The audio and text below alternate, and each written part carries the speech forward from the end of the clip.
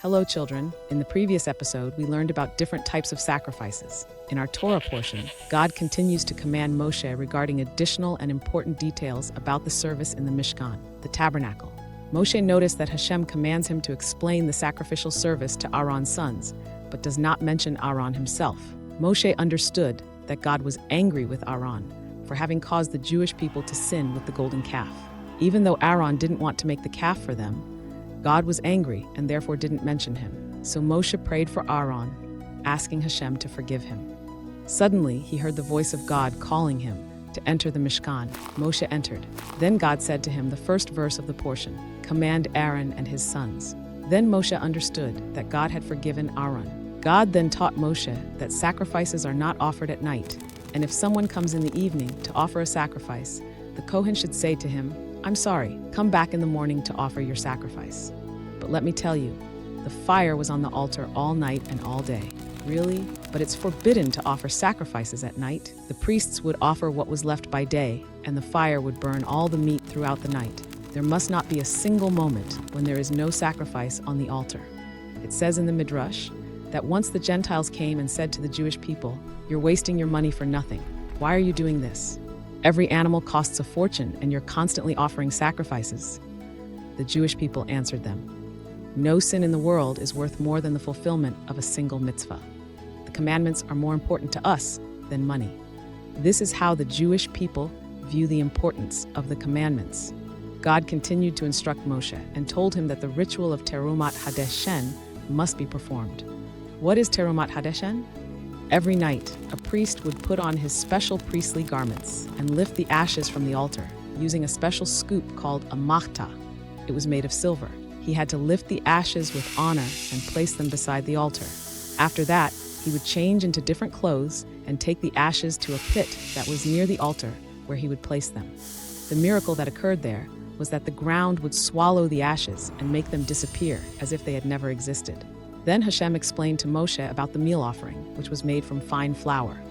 When a person brought a meal offering, which was essentially made of fine flour, the priest would take an amount that fit between 3 fingers and burn it on the altar along with frankincense, which was a type of fragrance.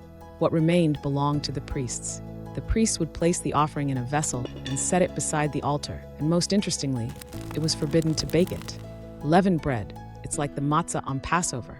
It's important to know that those who brought a grain offering were poor people who couldn't afford to buy an animal. The high priest is important, and he wears distinguished and honorable garments. God commanded the high priest to bring a meal offering every day because the role of the priest could lead him to arrogance, and God does not like the arrogant. Therefore, the priest would offer a meal offering, which is usually brought by the poor, so that he would not become prideful. Another offering that God taught Moshe about is the peace offering, which a person would volunteer to bring out of love for God. Another offering is the thanksgiving offering. This offering would be brought by 4 types of people. The first, someone who had been in prison and was released. The second, a person who had sailed at sea. The third, someone who had been ill and recovered. And the fourth, someone who had traveled through the desert. All of these people bring a thanksgiving offering because they were in danger and God performed a miracle for them. By the way, anyone who brought a thanksgiving offering had to bring 40 loaves of bread. Yes, 40.